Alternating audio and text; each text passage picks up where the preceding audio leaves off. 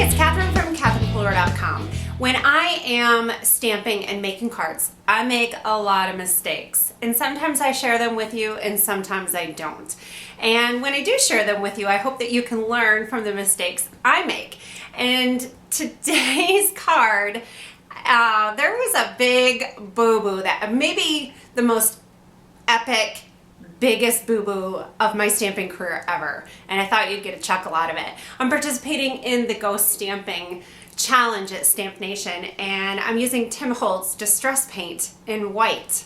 You ready to see what happened?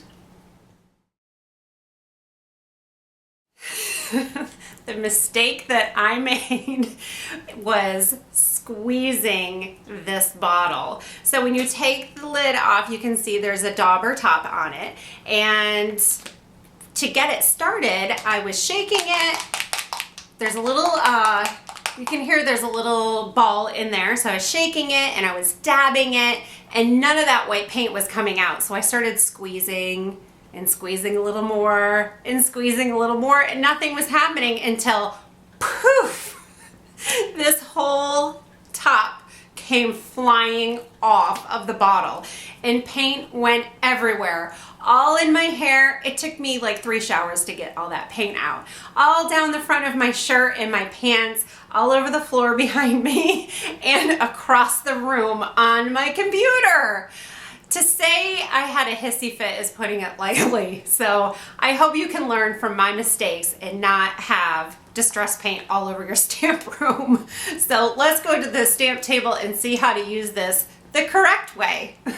So let's look at the right way to get this distress paint to start coming out of the bottle. When you get it, it has a black little spongy top to it, and you're going to just push it down onto your craft mat or some kind of surface that isn't going to get all wrecked when painted, maybe some any scrap paper or whatever. But I'll stop talking for a second so you can listen. I don't know if the camera will be able to pick this up, but there's a little snap that you'll hear. So there's a little mechanism in there, and see, paint is already coming out. And see, that paint just comes right out of the bottle and is pure awesomeness. Make sure you have a baby wipe or a little damp paper towel or something to clean up your work surface if you're using a craft mat like this. So I use the distress paint to make polka dots on my paper, and I'm doing the ghosting technique here. So this is a way that we can stamp with a dark ink, or any ink really, onto crumb cake or any kind of craft colored cardstock.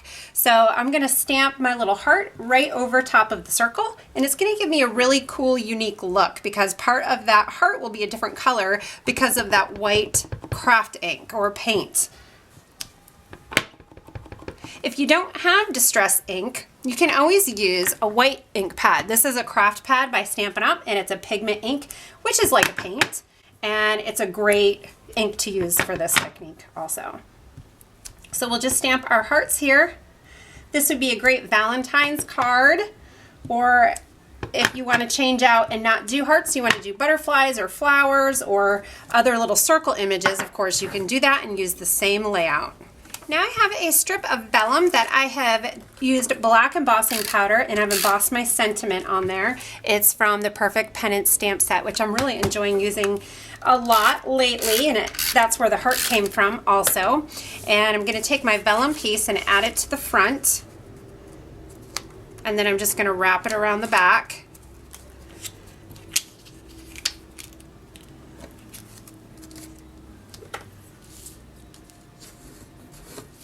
I've cut a couple strips of cardstock to add to the front of the card. I have a glittery strip and just a piece of patterned paper. It's Raspberry Ripple, which is the same color cardstock and ink that I'm using on the rest of the card. And I will add these 2 strips here. I have some stray ink kind of wandering around where it's not supposed to be, and that will cover this up. And actually, this is a little bit further over than I wanted it to be, so let me pull this up and move it over a slight bit.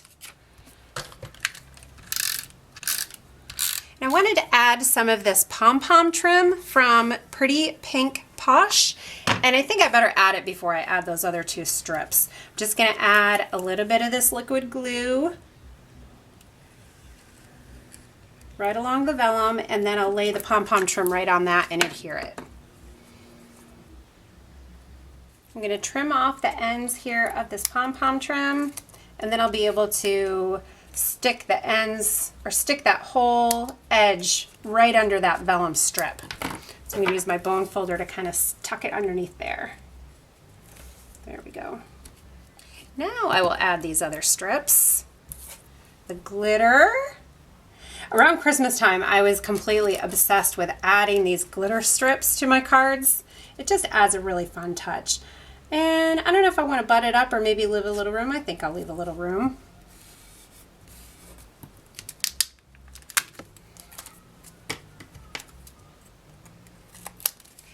I'm going to add some liquid glue to the back here. I can use snail adhesive also. I just don't want to lay this card front down on the table with all the bumpiness I have going on the front. I also have this wood veneer Friends speech bubble, which I think is really cool. It's from Studio Calico, and I thought it would go really nicely on this card, You and Me Friends. It would be a fun Valentine's to give to a friend, or a card for any occasion. And then I have some sequins from Pretty Pink Posh. These I have not opened yet. So I have silver hearts and I have pink sequins.